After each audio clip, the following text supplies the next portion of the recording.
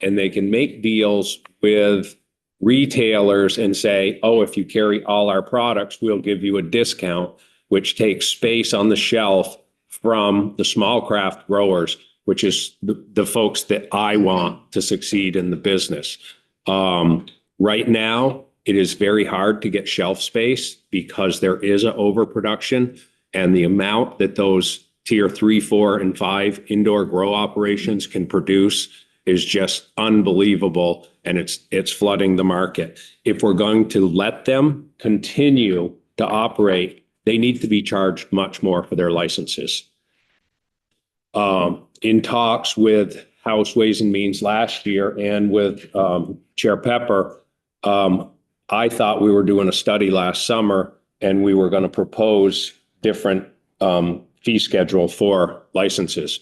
Right now, my outdoor tier 4 license is $8,500, and a good tier 1 grower indoor can grow the same amount of value that I can. And I can't remember what a tier 1 is right now. Is it like 1,000? So they pay 1,000. A dollar number? Yeah, per license. 750. 750. So they pay 750. I pay $8,500. Now, from my perspective, as a state that claims to care about the climate, we should be incentivizing outdoor growing. I'm growing organically in living soil, rotating my crops. I'm doing all the right things for the planet. And my product is less valuable than indoor grown product. So why are outdoor growers being charged so much more? So the license structure really needs to be addressed. Testing, Aspergillus, the Aspergillus test should be dropped completely. The only folks that are affected by Aspergillus are folks with autoimmune issues, and they really shouldn't be smoking. Aspergillus is everywhere. And so you can literally harvest your cannabis and it doesn't have Aspergillus, and somewhere in transportation or drying, it could still get it. The stuff is everywhere. And this is, I think, all board stuff, but the pesticide and pathogen test, the cost of testing for operations has gotten excessive. And it used to be we could compost, which means we could take pieces from plants all around the field, mix them together, and have one pathogen and one pesticide test. If there's pathogens or pesticide in your field, they're going to be in your field. And so those of us who grow several strains are really getting hammered by the cost of testing, which affects smaller growers. Same as the registration fee. If you're a giant operation and you're going to make millions of gummies, you pay $50 for your registration fee. If you're a tiny little operation and you're going to make 1,000 joints, you pay $50 for the registration fee. So just trying to figure out some of the ways that we can get the cost down. I'm going to just briefly mention packaging. That's a board thing. What's happening in packaging right now is the majority of us are using glass shipped here from China. And, you know, I know we're worried about the environment, but glass shipped here from China, I don't think has a small carbon footprint. And I think plastic from New Jersey probably has a smaller carbon footprint than glass from China. Not that I love plastic, but we really need to look at options. So thank you all. Yes. Before you depart, and before we launch into your witnesses, I'd just like to make sure we all get introduced so that people know who they're talking to. That's a good idea. And I should have introduced myself. I'm the Lieutenant Governor John Rogers. But yes, everybody, please introduce yourself and I'll bring up the first guest. And Mr. Lieutenant Governor, I think it would also help if you named your business, just so that if people are following along and want to know that, you know, this is something you do privately that informs your work, they at least know how to look up your Yes, your and business. our business name is Farmers Underground. Okay. Farmers. Underground. Oh, great. So we have two committees here and the Cannabis Control Board. So I thought it would be helpful if we all at least introduced ourselves. Tom, you want to start? I'm Tom Chittenden. I serve in the Senate representing the southeast area of Chittenden County. Good morning, Senator Dave Weeks, representing Rutland County. Senator Randy Brock, representing Franklin County and Northern Grand Isle County. Representative Coffin, representing Windsor District 2, so Cavendish, Weathersfield, and Baltimore. Representative Kate Nugent, representing a part of South Burlington. Representative Lucy Boyden, represent Cambridge and Waterville, Lamoille 3. Representative Matt Barong, Addison 3, Northwest Addison County. Allison Clarkson, representing the Windsor District in the Senate and Chair of Senate Economic Development, Housing and General Affairs, which along with House Government Operations has the jurisdiction of cannabis. Senator Acacia Ram Hinsdale, Chittenden Southeast, Senate Majority Leader. I think it's important to say, and I might have to leave early, when I served as chair last biennium and Representative Byrong was vice chair, our committees took over jurisdiction of cannabis market regulation. It was no longer a judicial matter of regulating a illicit substance. It became regulating a commercial market. I have certainly felt that these committees are underqualified to oversee the cultivation side of this equation, and advocated for it to go to agriculture on our side. And I'd love if you could address, I don't know if it's up to us to divest that authority and up to agriculture to accept it, but it is perhaps a missing link that they're not here to receive that message. Yes. That we are particularly underqualified to talk about cultivating a crop that just happens to be excluded from agricultural definitions. I agree with that, and I invited the Senate Ag Committee and they declined. I think it would have been important for them to be here. I think the majority of the legislators are underqualified. I think they're just as underqualified as you because this is something new to most people and it is different to most people, but I did invite. Right, thanks. So Kyle Harris with the Cannabis Control Board. James Pepper with the Cannabis Control Board. Thank you all for being here. Of course, all the guests. Wow. Julie Hilbert, Cannabis Control Board. I was just chuckling because I am very underqualified. Qualified folks here. Tito, would you like to lead off? right. Hi, everybody. My name's Tito Byrne, and I am the co-founder of Byrne Legacy and Byrne Gallery. And it's we have a tier 2 cultivation license, tier 2 manufacturing license, and then a retail store right in downtown Burlington. And so first, I just want to talk about the aspergillus testing. Aspergillus is everywhere. We are breathing it right now. When you go into the supermarket, all of the food is covered in it. So the testing for this just doesn't make sense. If you have a jar of cannabis out that tests negative for aspergillus, you could have it right here in front of us. You could open the lid, 1 second later, you could shut it, and now it could test positive. So with the same logic, it doesn't make sense. It's like everybody should test every single bowl before they smoke it. Obviously, that's not going to happen. So it just doesn't make sense. And this was really created by these testing and remediation companies in other states. They by using manufactured science, they create fear and hysteria. This is something we all need to be very concerned about.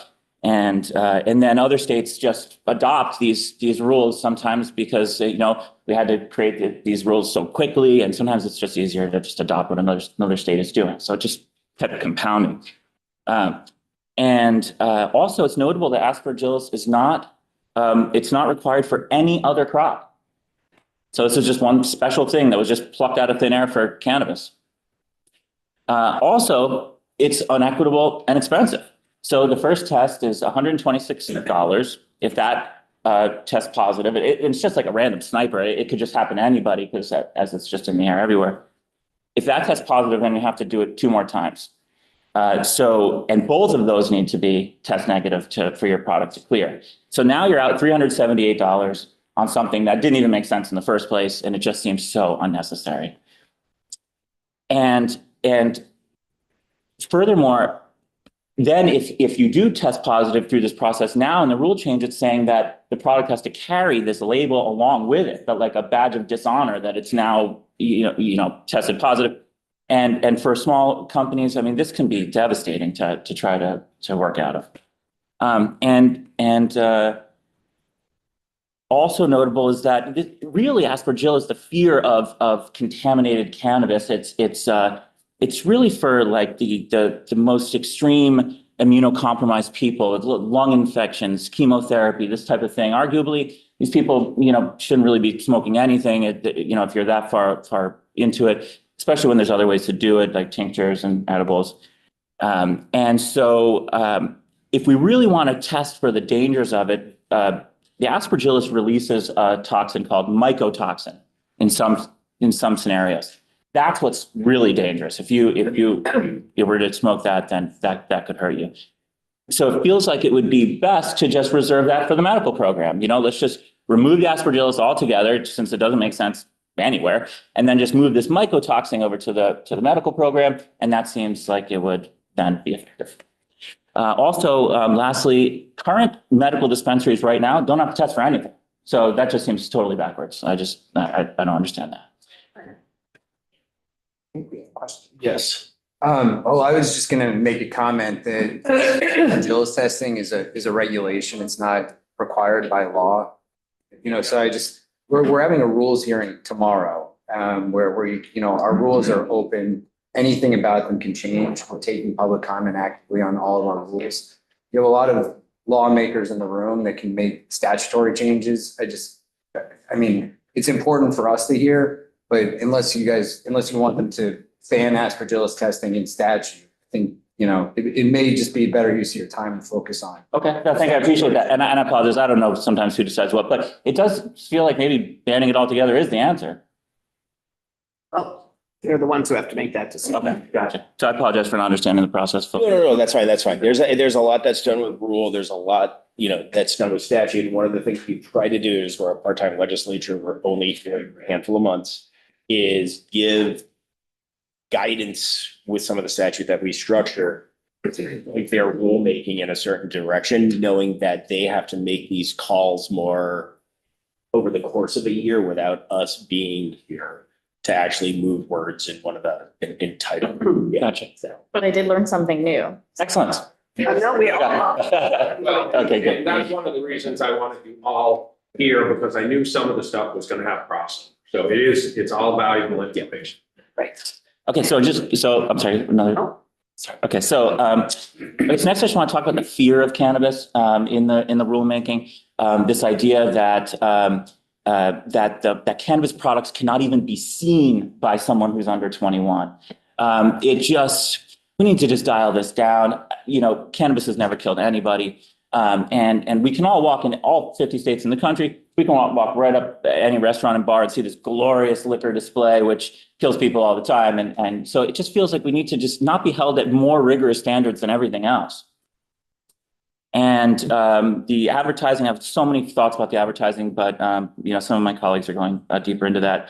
And so I just want to talk about retail and the density of stores. It's getting real crowded. Burlington, Morrisville, some of these places, because we shouldn't have chosen this opt-in structure. It should have been opt-out for these towns. So what I'm proposing is that we close all licenses for a period of time, allow, switch it so that it's opt-out, not opt-in, and then allow the current dispensaries to diffuse into these other markets. I'm sure that some Burlington dispensaries would love to be the first place in Williston or South Burlington or Charlotte or Shelburne, all these places that no doubt many of them would have not opted out if it was switched the other way. And so give a little period of time, let these current licensees diffuse into these places, and give us all a chance. The crowdedness has certainly made things difficult. And lastly, just that, for decades, I've heard about keeping young people in the state. How do we do it? How do we do it? Cannabis is one of the answers. It's exciting. It's invigorating. Young people are excited by it, and it can be part of the answer. Thank you. Thank you. Thank you.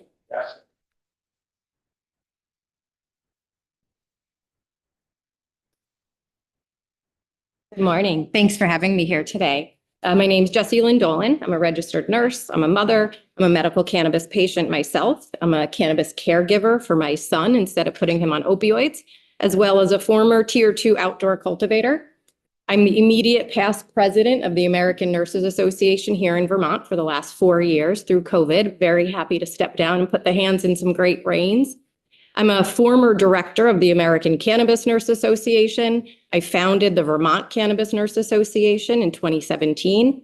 I'm co-founder of the Green Mountain Patients Alliance and member of the Vermont Cannabis Equity Coalition, which you've often heard testify and speak before.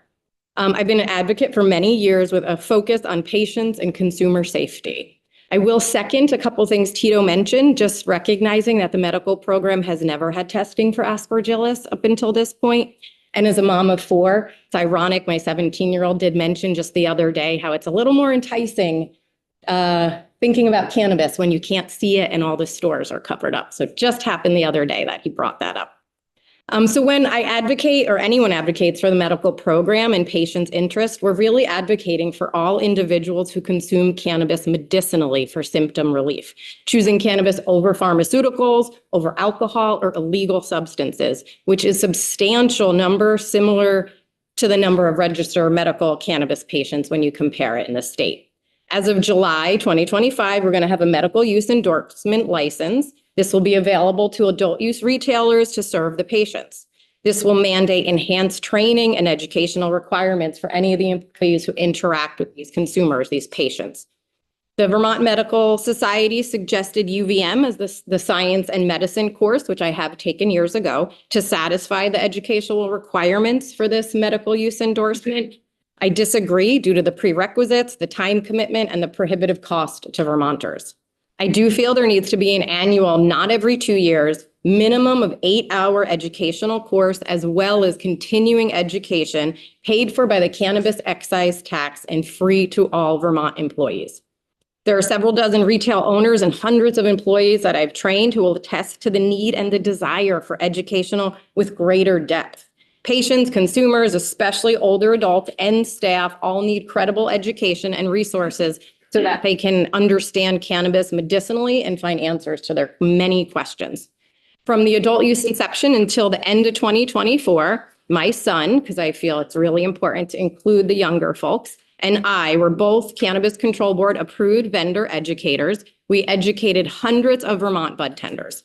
Education has not been programmatically prioritized since the adult use program inception, left me with much disappointment for adult use and even more concern as the medical endorsement becomes a reality. From the start of the adult use in 2022, Vermont had a free cannabis hotline staffed with nurses to help educate and support patients.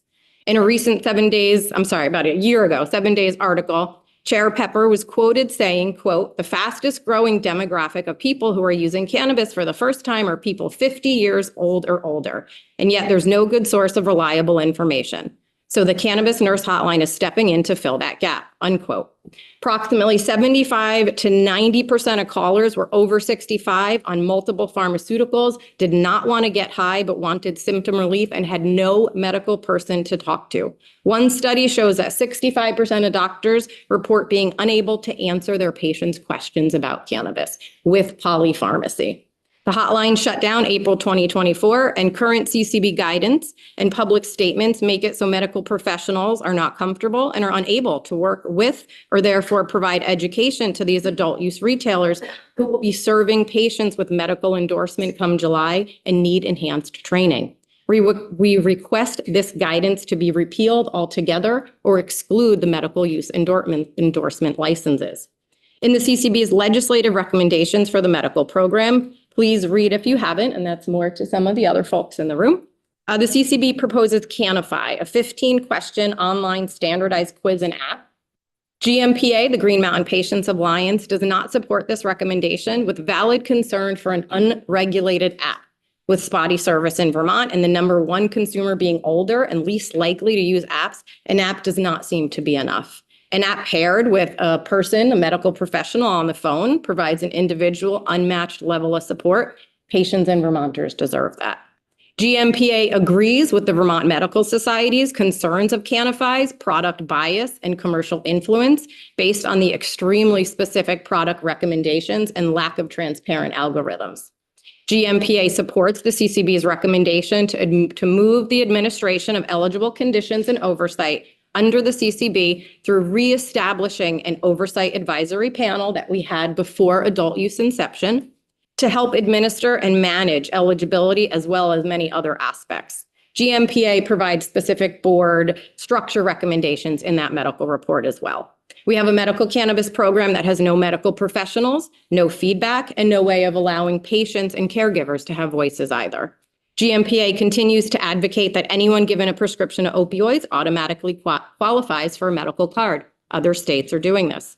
We asked to increase medical plant count from 6 to 12 in flower, as well as allow caregivers to care for 3 patients and patients to have 3 caregivers. If we ever have the time and you're interested, I would love to break down the numbers so you understand why we're asking for a higher plant count. There's a lot of things that can go wrong, from the plant not growing well to burning the brownies. We also asked to raise adult use plant to medical count because many people do use medicinally, just don't want to sign up for a medical card and can't get that medical card for one reason or another. We seek employment and roadside testing protections for patients, work person compensation for medical cannabis, and health insurance, which I know is a big ask. We asked to reestablish the medical cannabis fund for this and to bring medical cannabis transactions to a standard wholesale pricing structure for affordability. GMPA supports the policy position and recommendations of the Vermont Cannabis Equity Coalition ag-related policy to allow on and off-farm direct sales of cultivation tiers 1 and 2, and believe direct sales is the best way for patients to get the most affordable cannabis instead of more affordable alcohol and opioids. We ask to allow public consumption anywhere lit tobacco is allowed. Vulnerable Vermonters and patients need to legally consume their legally allowed cannabis and legally prescribed or verified medicine without risk. Most of the cannabis workforce are bud tenders who rent and have no legal and safe right to consume. We ask legislators to direct $1 million of the cannabis excise tax to the Cannabis Business Development Fund and request 25% of that to the Land Access and Opportunity Board as recommended by the CCB in its Act 166, Section 15A legislative report. We also ask for complete expungement of all cannabis charges and not to recriminalize the plant.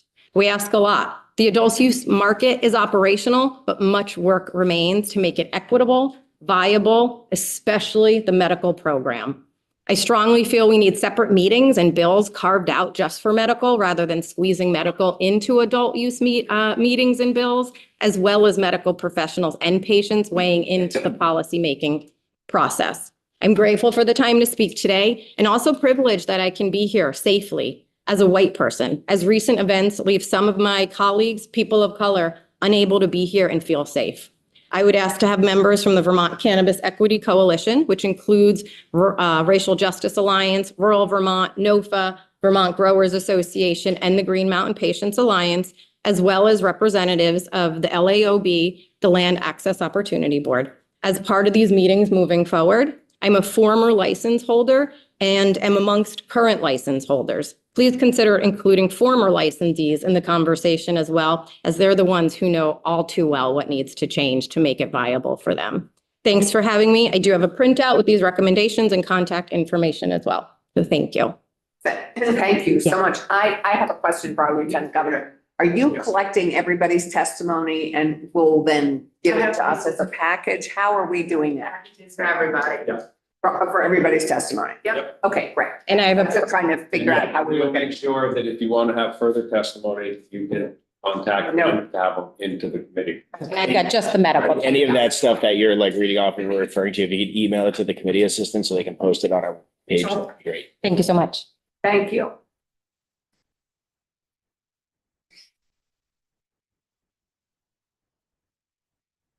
How you doing? Good. Hi, my name is Nick Smith. I'm the co-owner of Emerald Visions, tier two indoor cultivation operation in the islands up in Alberg. And I wanted to talk to you about just several things, but one of them is just different opportunities for additional tax revenue for the cannabis industry in the state. So one of the things that we're really missing the missing opportunity for additional tax revenue on is a cannabis delivery for patients and for also for just anyone in the rec market. We could really expand the footprint and how much money could be drawn in for tax revenue by allowing for delivery for dispensaries and possibly even for tier 1, tier 2 cultivators directly to the consumer. One thing that I think that is a pretty easy thing to do would be to align Vermont's cannabis possession laws from 1 ounce to 4 ounces. That way, there's really just no reason that we should just have it at 1 ounce. There's no real harm in having more than 1 ounce on you, and it makes so the consumer won't have to drive back to the dispensary. Right now, if you buy 1 ounce of flower, you can't buy even 1 pre-roll. So if we expand it to 4 ounces, like the state of New York's already done and proven for there to be no problems, that's additional tax revenue for the state. And there's just really no victim in expanding it from 1 ounce to 4 ounces. We're talking just additional tax revenue and just more equity for the general public and maybe less demonization of the plant. So that's one thing that I think would be a very easy fix, just expand our possession limits. And another thing that's impacting our community and the industry a lot is just the oversaturation. So right now there's 5 tiers of cultivation licenses, and tier 5's indoor specifically can allow for up to 15,000 square foot of canopy, which is just far too much for the state. Probably it was done in the best of interest for the state to try to make sure we didn't have a shortage. But in hindsight, I think that every cultivator that exists most people would say that beyond tier 2 is probably, it was too much for the state. And it's just threatening to put a lot of small, independently owned mom and pops farmers out of business.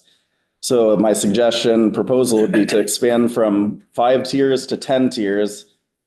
So right now we have up to 15,000 square foot of canopy. Even the tier 5 licensee, the one that we have for indoor, is not even using the full amount, but the potential that they could use it could be even more damaging. So saying maybe we should put on the brakes before we crash into the wall. Don't allow them to fully utilize that tier 5. And beyond that, beyond tier 3s through 5 licensees, they pay hardly anything for their license. So I think that they should cost more for these tier 3 through 5 indoor licenses. Like $35,000 is how much the largest license costs in the state for indoor licensee. And that person flies back and forth from Idaho, sending the profits from their business to another state. So I think we can all agree that we don't want the largest beneficiary in cultivation to be sending our profits to another state. Like expanding from 5 to 10 tiers, we'd break it down from having them double in size to just increasing by 1,000 square foot increments, but the price increasing by 250% per tier increase. So that would make it so people that have the larger tier licenses are paying more what they should, and not just, so they're taking up a disproportionate share and basically allowing them to undercut the market through having a lower cost of operations, where it should be costing more if you want to take a larger piece of the pie. And some other things like removing the opt-in requirement, that would increase tax revenue for the whole state, and it would also alleviate the retail density issue. I don't think that we should really be closing retail in general. I've been personally working for the past 1.5 years on our retail location. We've been going through the Act 250 process, so that would not be good for a lot of people to be closing the retail licensing further than right now. We have just like a pause on it, which is a good idea, but until we address it. Increasing flower caps would be a great idea, and it's a really restrictive number. Like it's 30% for flower, but it hardly keeps any flower off the market. So I don't even know where this 30% came from, but it makes the consumer think that 30% is something that they should really go for. It's making the consumer go for the higher testing THC flower versus something that actually has more medicinal properties. So I don't know why we chose 30%, but really it should 36, 40 it's already not helping anything. And then for concentrates, other than 60%, if we could boost it up to around 70, that would help a lot for getting more products to market, not have to be retested, reformulated, when you can already have vape carts that are 90% THC. So if we're worried about high THC products, you already have something that's near 100% that's allowed. So I think that the vape cartridge is near 100% potency for THC. It can be in the 90s typically. So also like farmers market style events would be great with or without public consumption. That'd be very good for the industry. And maybe a tiered retail system where you could have tier 1 and tier 2 retail, where you could have tier 1 be farmers having their just their own product, but with a much lower licensing fee. And if anyone has any questions or any. We're gonna hold questions to the end Yeah. because we started. Yeah. Okay. I think we'd be better served just hearing from everybody Okay. to utilize the time better and then Thank you. digest everything. Because So you ready?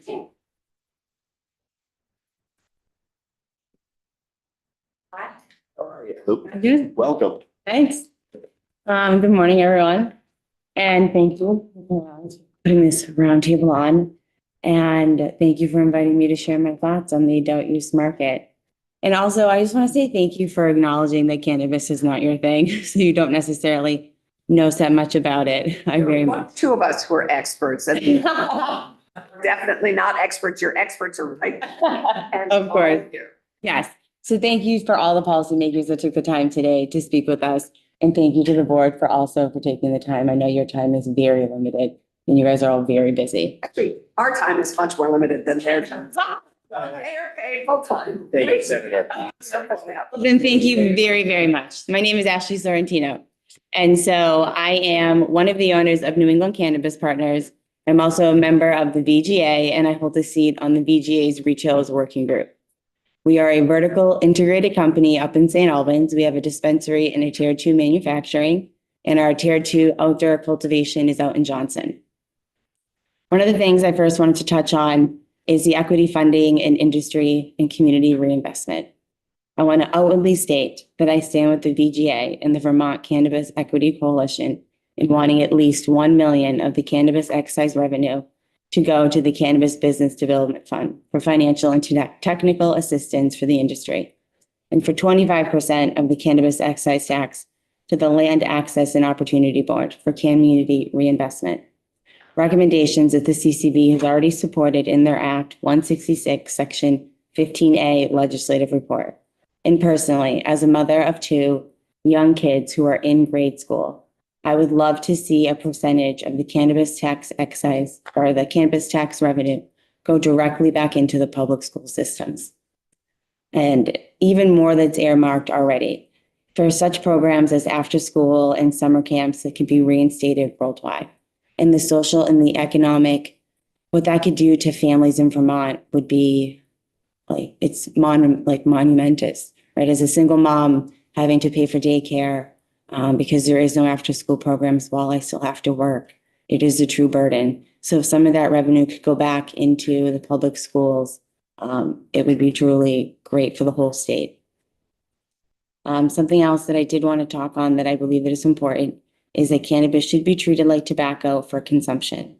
Currently in Vermont, it is illegal to consume cannabis in any public space, which leaves non-homeowners and anyone who does not own their property, renters, and all tourists who are coming in the state for short-term rentals and hotels and Airbnb, they must seek permission from their landlord or property owner before consuming or growing in their home. That even includes registered medical cannabis patients or caregivers.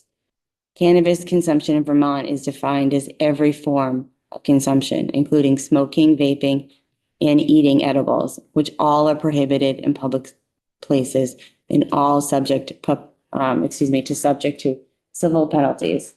Meanwhile, if we look over into New York, it is legal to consume cannabis in any public place where tobacco is allowed. And non-homeowners, such as renters, may consume and grow medical cannabis in their homes, which allows for their medicine to be able to be grown and then not be penalized for using something and choosing that medicine over a pharmaceutical, which is so important. Lawmakers in New York State have already placed a burden on the landlord to comply with cannabis consumption law, while lawmakers in Vermont have placed that burden onto the renter. Vermont law currently limits cannabis consumption to the private residence of homeowners, and renters again have to explicitly obtain permission from their landlord. If you look at the census data in Vermont ownership, the rates for Blacks are under 22%. And if you do that in comparison for whites, we're over 72. So there is a vast difference in who owns land in Vermont. This data shows that Black, Indigenous, and people of color communities are least likely to own homes in this state. And under this law, it does not protect cannabis consumers who are purchasing cannabis legally. On top of low ownership rates in the BIPOC communities in Vermont, and despite legalizing cannabis in 2018, the ACLU reports law enforcement in Vermont disproportionately arrests Black people over cannabis-related charges more than whites, despite similar user rates. Providing a legal space for all Vermont's residents to consume cannabis is an urgent public safety issue. This also would eliminate people purposely breaking the law because they don't have any other option. Tourists and those visiting Vermont are also impacted by this law. Public consumption is prohibited. In short-term rentals, hotels, Airbnbs legally require explicit permission. With over 13 million annual visitors in tourism, it's a significant industry for this state. If adults visiting Vermont can responsibly and legally enjoy tobacco, they should be able to legally enjoy cannabis just the same.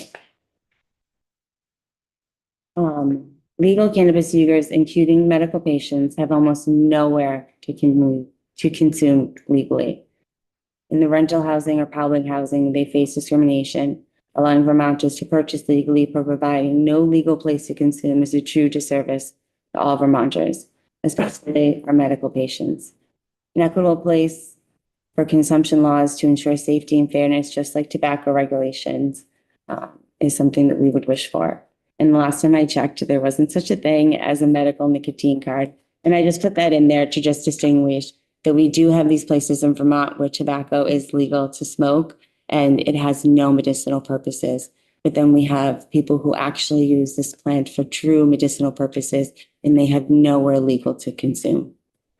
Another very important issue that I'd like to touch on briefly is direct-to-consumer sales and why it's crucial for small farmers this year. Vermont's adult use market is a not viable ecosystem for small growers and manufacturers. Nearly 3 years into the formation of this regulated market, they need a lifeline, and they need it from policymakers this legislative season. They need to be able to sell their products directly to the public. In 2024, the CCB worked with the Tuck Business School at Dartmouth to survey Tier 1 cultivators and to assess their needs and challenges, and their number one priority, returned by licensees, was implementing direct sales. And I repeat, the CCB's own survey of small growers returned that their number one priority is having their ability to directly sell in a regulated manner to the general public. In 25 of January, the New York General Assembly enacted a farmers market concept for regulated cannabis in the market to allow for direct sales for producers. Also in January 25, the CCB delivered a legislative report on equity that recommends implementing direct sales for small producers. I strongly support that.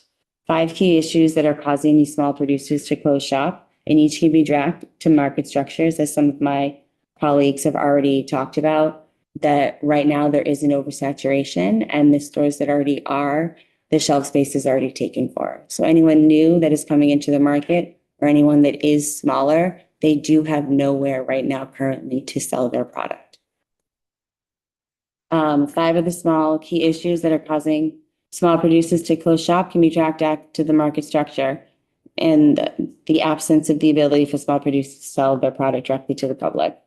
Price volatility, producers must then wholesale their products, so they already take a loss selling it to stores. They have the outside leverage from intermediaries. Retailers can dictate the price and variety, and I'm a retailer, so I can tell you that that is true. The lack of geographical distribution of retail between opt-in and opt-out, so something is bottlenecking the chain. You know, I would love to see more of a policy where every state is, or every town and city is already opt-in, and then they don't have to opt out in particular instead of, so to reverse that. Would be able to hopefully ease up on the bottlenecking of the supply chain currently. Each of the critical issues also places an excess burden on local retailers to try to compensate for these market shortcomings. When small producers can't sell product directly to the public, every license type in the supply chain gets a disadvantage, including the customer. If policymakers do not supply lifelines for small farms and businesses this year, they will continue to struggle. And next year, we will see a lot of these small tier ones exit the market. And all of these unique qualities and some of the best weed grown in Vermont by these smaller tier ones, unfortunately, they will be out of the market by the end of next year if they do not get a lifeline this year through the legislative process. And I know time is limited and there is a printout, so I urge everyone to read it afterwards. So I won't go through everything, but I did just want to briefly touch on the THC caps. And I'm just going to give an example on why the caps are hurting the market. And I know this goes more into the rules, but I did just want to, from a business perspective, just give one quick example of why the cap, which at the end of the day is just a theorized equation in a number, and how it could harm a small tier one. If you have a concentrate currently that is under the cap, say at 65.9%, that is legal to sell, but it has a total active cannabinoids of 81.2. That product is by far going to be stronger than something that comes in at 66.2, but has a total THC of 72. But one product that is 66.1 is now considered illegal, but the one that came in at 65.9 is not. So it does not keep the public safe. The only thing it does then is turn that small tier one 66.2% rosin into carts, which then now puts 200 China-made carts into our marketplaces, 200 more lithium batteries needed for those carts, and a hash rosin cart does not sell nearly as quickly as a concentrate. So now you're putting. I hate to give you the comment, but can you wrap? Yeah, I'm almost done. And so by just putting that quickly in that, thanks. But just to put that in perspective, is that how something so small and so trivial could either put a small farmer out of business that quickly. Right. And I appreciate your time. Thank you. Yeah. The senators have to leave at 9:30, and so we have time for one more, sadly, from. 9:30? Yeah, we are done. Okay. I printed out the outline of what I was going to try to say here. I'll try to be as quick as possible. My name is Ben Wilcox. I'm a licensed tier one cultivator, and thank you for allowing me to speak today. Thank you for your time. Pretty sure I'm the only tier one cultivator here today. And I want to say that I'm here in solidarity with everybody else too, and tier one cultivators from around the state. I tried to speak to as many as I could ahead of this meeting and get their feedback. And I'm constantly speaking with people, all year long. I've been a licensed cultivator since the start for 3 years. So I've gotten to know people in the industry just through networking. And this is something that we talk about all the time, of course. Where are you based? I'm from Sutton, which is in Caledonia County. Unfortunately, no Northeast Kingdom representatives, I don't think, here today, but that's where I'm from. And so two things that I would like to see change. One, that I think would be both things I'm going to mention, I think would disproportionately help the smallest growers in the state. And that's really what I want to be here to represent. I myself is a tier one grower, small grower, and it's hard to start a small business, and especially in rural parts of the state, cultivation is something that you can do anywhere. You don't have to be near major cities or towns necessarily to do it. So Sutton, where I live, is a very small town, and I'm trying to make a living doing it on my land. So the first thing, Lieutenant Governor Rogers already mentioned that we have to get ID cards for workers to legally work on our farm. And, I know we're not considered agriculture legally, but, essentially what I do is I put seeds in the ground and grow plants and harvest the plants in the fall.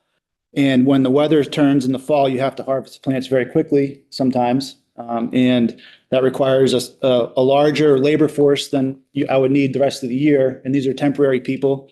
I was also a CBD grower for years before I was a THC grower. And for CBD, there was no regulation on workers. And I used to have my family and friends come and help me during harvest time. And my sister, my mom, and it was fun. Now, if I want to have my sister come help work for like 3 days, I need to get her this ID card. And you can get a temporary one, but then, there needs to be a background check. There's a fee involved. And, you know, my sister is somebody who I've known since she was born. So I've known her for like 36 years or something. And I can vouch for her as I trust her. And I feel like I go through this license process. I get a background check. I pay a lot of fees. The state vets me very hard before they issue a license. And I feel like the state trusts me in that process to grow this cannabis and do it so responsibly and follow the laws. And it would be nice if the state would also trust me to vet my own workers and not have to ask permission to have my sister, for example, help me during harvest time. So eliminating the ID card requirement for seasonal and temporary workers for outdoor farmers, I think would be helpful for all cultivators, and especially small cultivators who often rely on family members and friends to help. And then the second thing is, and this one really would disproportionately help the smallest startup cultivators more so than anybody, is I think some form of direct to consumer sales. When I was in the CBD growing business, the first year I grew, I was kind of ahead of the market a little bit, and I was able to sell my crop for a profitable price.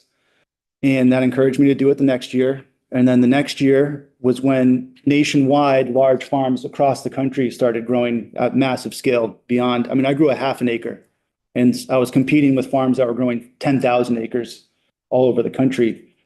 So the price tanked dramatically, and there was no way I could sell my crop at a profitable price. I mean, it was so far below my profit margin that I would rather compost it. It was more valuable to turn into compost for me, honestly. However, the retail price of CBD products remained fairly high. And if I had some of my crop turned into CBD oil and sold it through my website, which I made myself, GoDaddy.com, I could get a fair retail price for that product that was grown on my farm and transformed into a usable product. And that was the only way I was able to really continue on, was selling directly to consumers. And throughout the years, I did that for 4 years. And I had pick your own hemp on my farm, where I put up like a roadside sign during harvest season. And I had people come down to my farm and purchase whole plants, kind of like a Christmas tree farm. And that was a way for me to get a fair price for the plant. And people also, when they came, it was a wonderful experience for me as the grower to meet these consumers, interact with them directly, and hear their stories about what they were using this plant for. And for CBD purposes, they were all using it for symptom relief of some sort. And so they were using it medicinally. They were taking it home, making their own CBD medicine with it, and getting it at a cheap price, grown by me locally. And these were all local people in the, Lindenville, Sutton, Burke area where I live. So that was a great experience, interacting with the consumers and hearing their stories, and, to tie in with how we can help medical patients. It was a way for people using it medically to get it for cheaper than if they had to go to a dispensary to buy it. And I just want to bring up maybe some ideas about direct to consumer too, that, I don't see it as being a farm stand with a cash box necessarily. I know that's not realistic, and I wouldn't want to do that myself. But there's ways to do it where, we could have, similar to the way meat is sold. I also raise pigs and sell pigs, and I sell whole animals to people. That the animal is slaughtered on the farm, and the people take the whole animal, they take it home and butcher it themselves. And that meat is not to be resold. They have to fill out a form, sign their name to it, that they will not resell this meat, but they get really good quality meat that's organically raised locally. They fill their freezer, feed their family for the whole year. It's their year's supply. So I think of having done that for years with pigs, I'm wondering if there's a way we could do that with cannabis, where somebody could maybe purchase a wholesale amount of untrimmed cannabis flower that they would legally not be able to resell, but it would be for their own personal use. This could be for medical patients who can't grow their own or don't have the access to. It's a lot of work to grow cannabis, just for those of you who don't know. So it's labor intensive, and not everybody can do it. I've figured out ways to do it on my property. I do a lot of it. I'm tier 1, but that's still, I grow 125 plants. And if I could sell a plant here and there to local people, it would help buffer against the price collapse that we're hearing about. We apologize, but we sadly need to go. But we will listen to the rest of it and read all the testimony. Right. LG is- The bill's starting on the House side anyway, so we're doing like. But this is prep for us because it will be coming to us. All right, well, thank you for your All time. for coming today.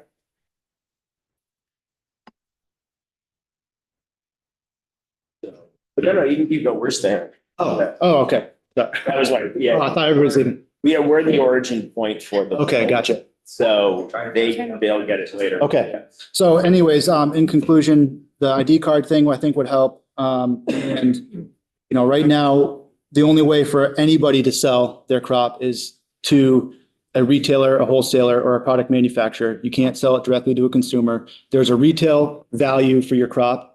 The best possible, the most I can capture of that retail value is 40% as a grower. That's if I get a fair price from a retailer.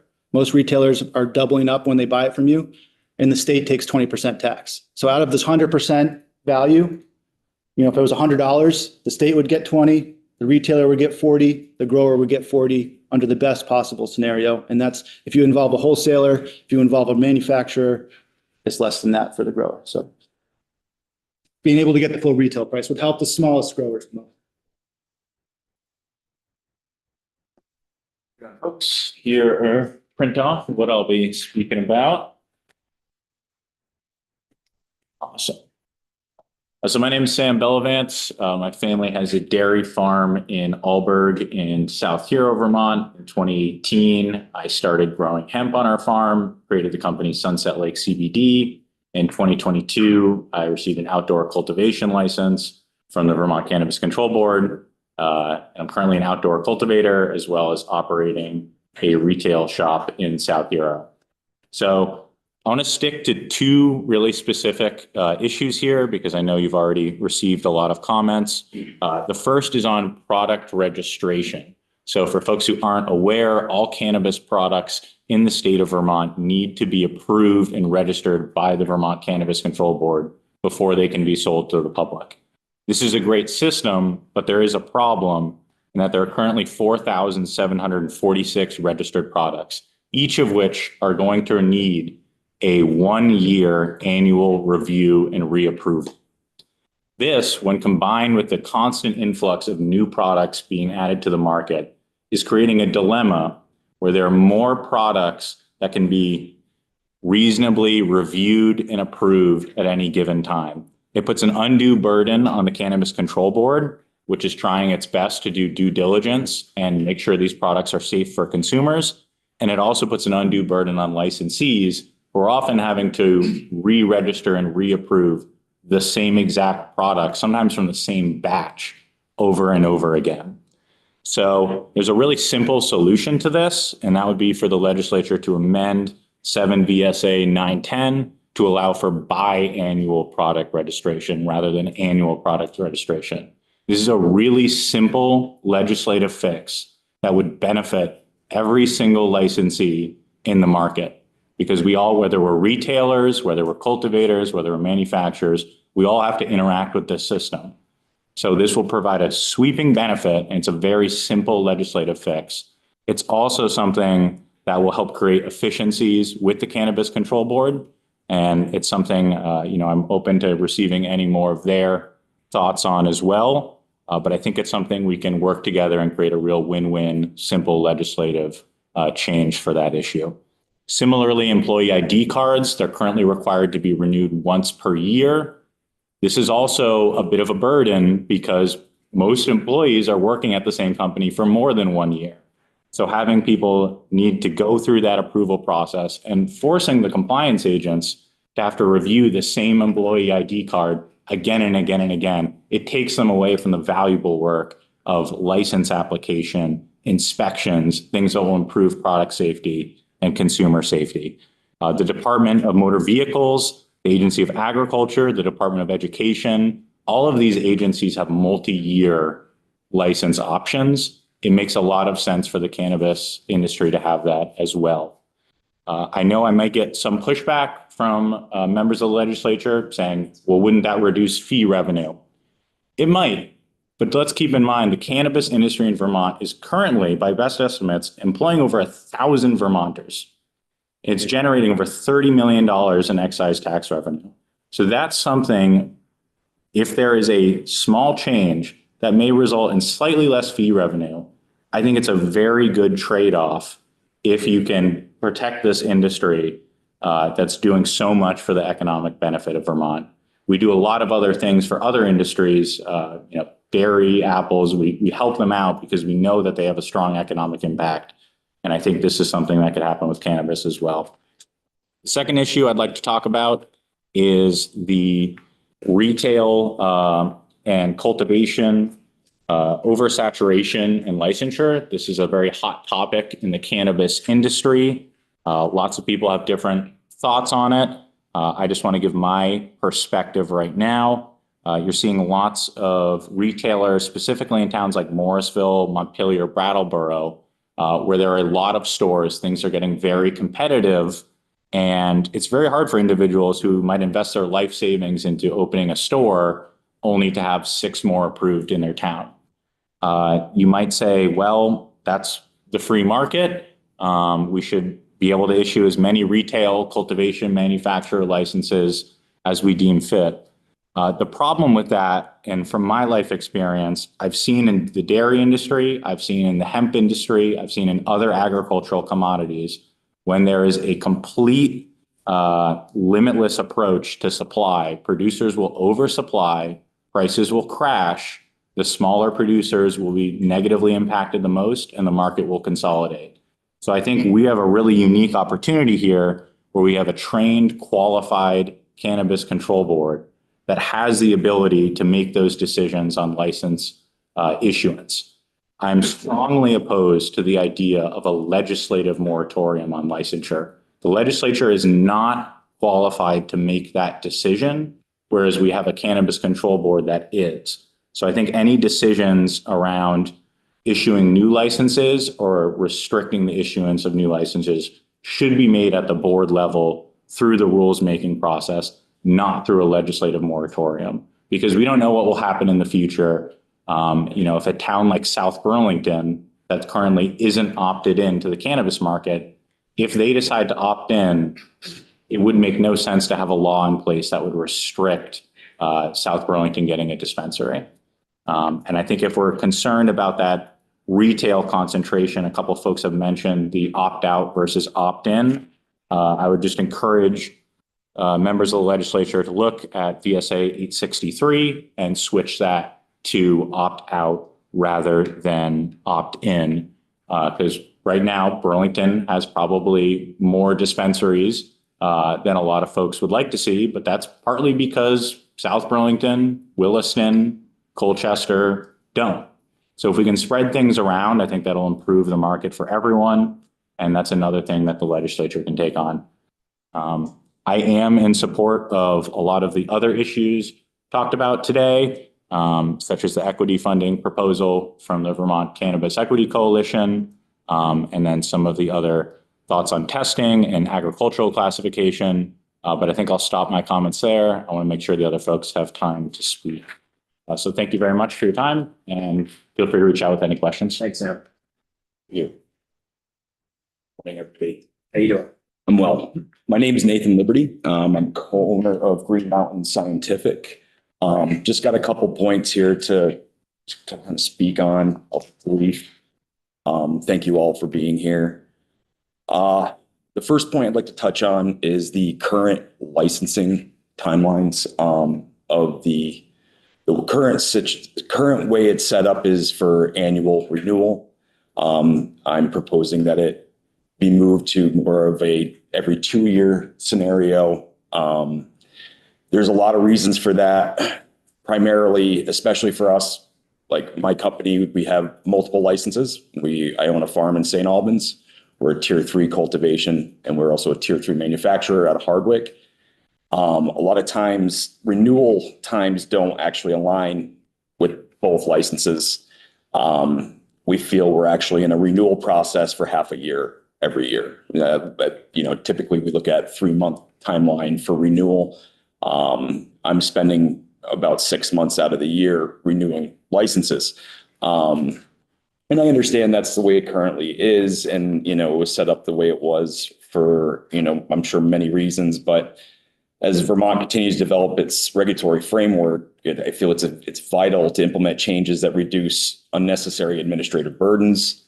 By moving to a 2-year renewal process, we significantly reduce the frequency of paperwork and regulatory oversight for both the CCB and cannabis businesses. This allows business to concentrate more on operations, customer service, ultimately enhancing the consumer experience. A longer renewal cycle can save valuable resources for both the state and cannabis businesses. Fewer renewals mean decreased administrative costs, lower fees associated with the renewal process, which is particularly beneficial for small business. Aligning the 2-year renewal period with other businesses' compliance requirements in Vermont streamlines the regulatory environment for cannabis retailers, cultivators, and manufacturers, making it easier for them to navigate their obligations. A longer renewal period also brings greater stability and predictability to cannabis businesses, thus encouraging investment and growth within the industry, which ultimately benefits the economy. We would extend the renewal timeline for all cannabis licenses to every 2 years, beginning with the next renewal cycle. If enacted, we would maintain the annual fee structure as needed, ensuring compliance with all state laws while continuing regular inspections and audits to uphold safety and quality standards. The structure of the program would involve members of the CCB along with the business owners meeting still on an annual basis, having annual inspections, things of that nature, but the actual licensing, the hard licensing with the paperwork and everything else being more of a every 2-year process. The other point I'd like to touch on is more for the retail side. Now, I'm not a retail owner.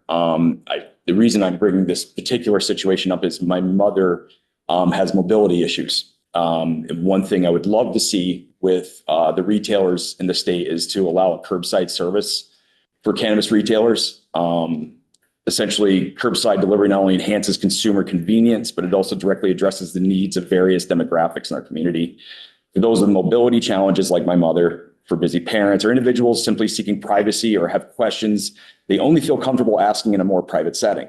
The ability to complete transactions directly from their vehicle makes a significant difference in their shopping experience.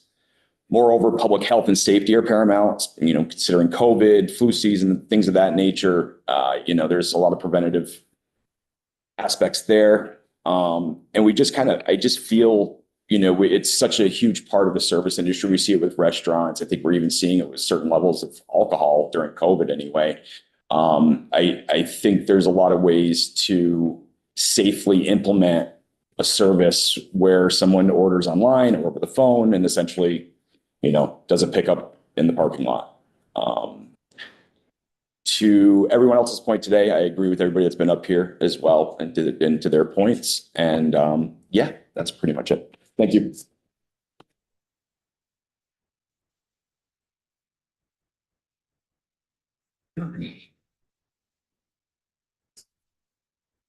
Hello. Thank you for y'all's time today. Thank you guys as well. I am Michelle Chapman. I am from Highly Rooted, and we are a tier 2 manufacturer. I also run a program that helps cancer patients. What I'd like to speak with you guys today about is the process that we have to add qualifying conditions currently. As you know, you guys have to do it, and it's a very long process, and it takes a very long time. And, you guys might not be given all of the information on why this specific disease or condition should be able to get it, whereas the CCB and other people do have that information. Another issue is getting people med cards when they have qualifying conditions, but their doctors won't sign the diagnostic paperwork confirming that. Typically, it's because they're worried about the legal repercussions, or one of the newest things we're hearing is, why do you need a medical card when there's recreational cannabis? But there are lots of products like suppositories and patches that are not allowed in the recreational market, but are very good in the medical market. My husband is a 2-time cancer survivor. He had 3 different oncologists, 1 at Dana-Farber in Boston and 2 in Vermont. Between those 3, we could not get him a medical cannabis card. They all refused to sign it. Dana-Farber refused because they received so much federal funding. He just, he just wasn't even having it. The oncologist looked at us straight in the face and said, We receive federal funding. I can't risk it. Okay, so we tried the two in Vermont. Both of them would not sign it. That was, oh, why aren't they signing it? Why isn't Dana-Farber signing it? Why isn't your primary signing it? And he had a 20% chance to live. They were saving his life. We weren't going to argue with them. Dana-Farber, you can be kicked out of the program for anything. If you miss an appointment, anything. So the last thing we were going to do was be like, no, you have to sign this legally or whatever. We just, took it, thankfully, because recreational cannabis was legal. We weren't allowed to buy it. We were able to grow our plants at home, and he was able to get most of what he needed. However, most people don't have that luxury. Creating a medical advisory, reestablishing the medical advisory panel to handle both of these situations, in my opinion, would be the best case scenario. Allow people that have a hands-on experience with these patients and what they're going through, and then allow them to look at someone's medical records. So like my husband, he could have submitted his medical records to this advisory panel and seen cancer, qualifying condition, done, he gets a med card. But instead he went without because they were all refusing to. We weren't going to doctor shop when we're talking cancer. Maybe, epilepsy or something else as someone with epilepsy, but you don't doctor shop oncologists. Once you find one that's saving your life, you stick with them.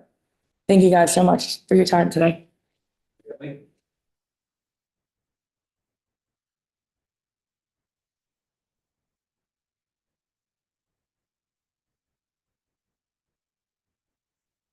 Hi, I'm Bailey Evans, and I am the owner of Higher Elevation, which is a cannabis retail shop out of Morrisville, Vermont. I also am a 2-year sponsor of the Vermont Tourism Summer and a member of the So Area Association. And why that matters is I am here to talk about just the public consumption law and how it's affecting cannabis tourism in Vermont. So just like any other form of tourism, be it like we have a really thriving craft beer tourism market in Vermont and alcohol, cannabis tourism has the exact same thing available.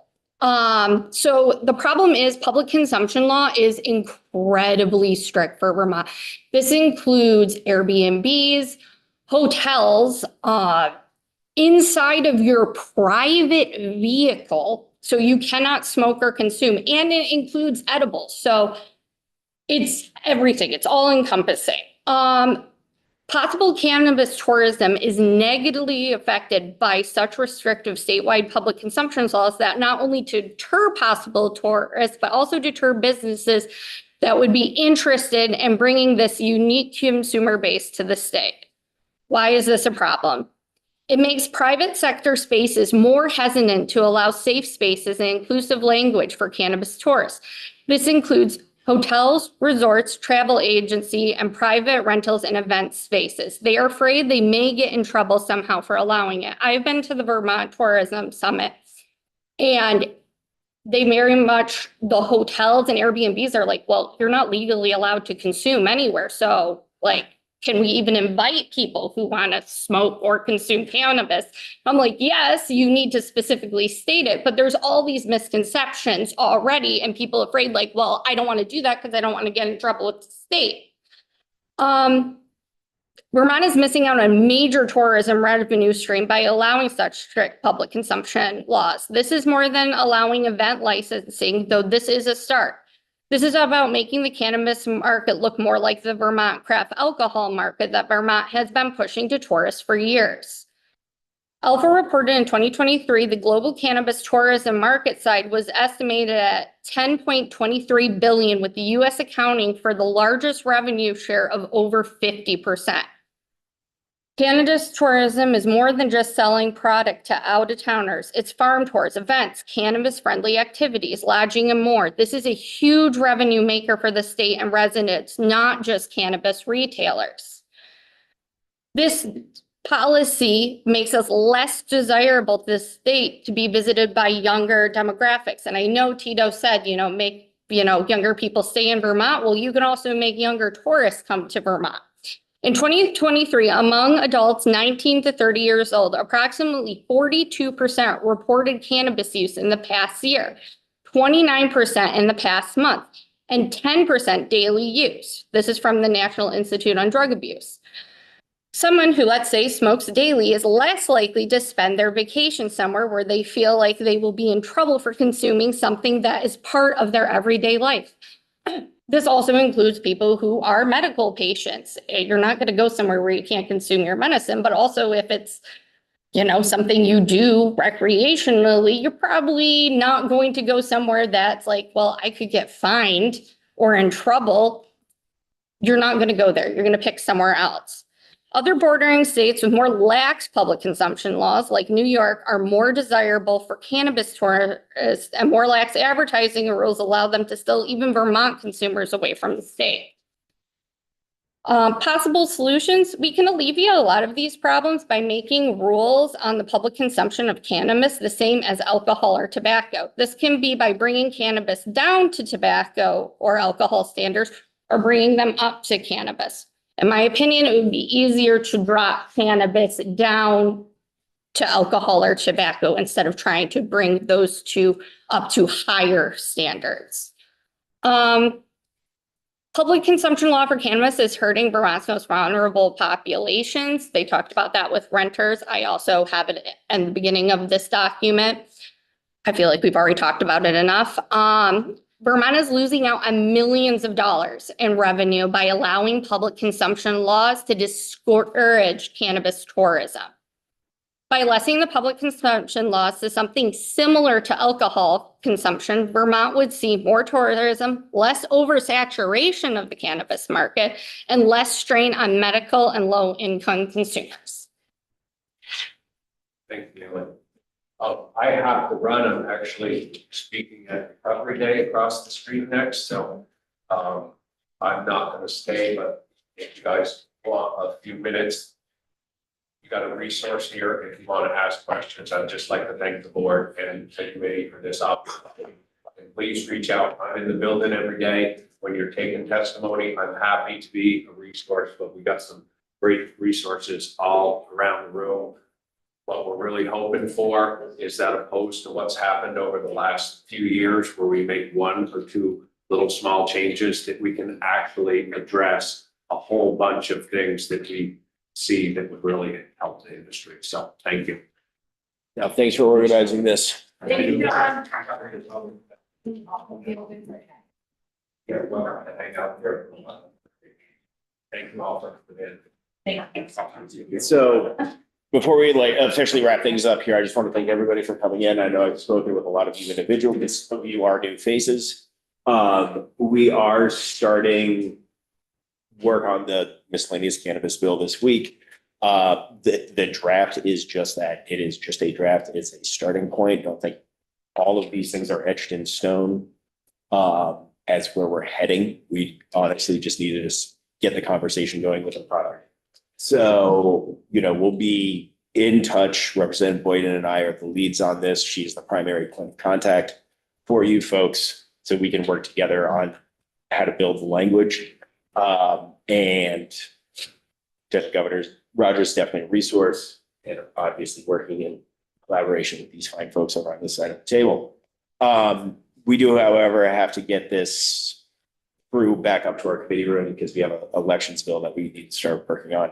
So I just want to thank everybody for coming in, and, we look forward to trying to help you folks, get some changes within statute and structure or provide rulemaking authority that can help make your lives a better place. My whole goal is to continue to dial in and keep this market stable for everyone's success. So Please consider a separate medical bill as well. that's going to be a conversation. Yep. So with that, that's all I have.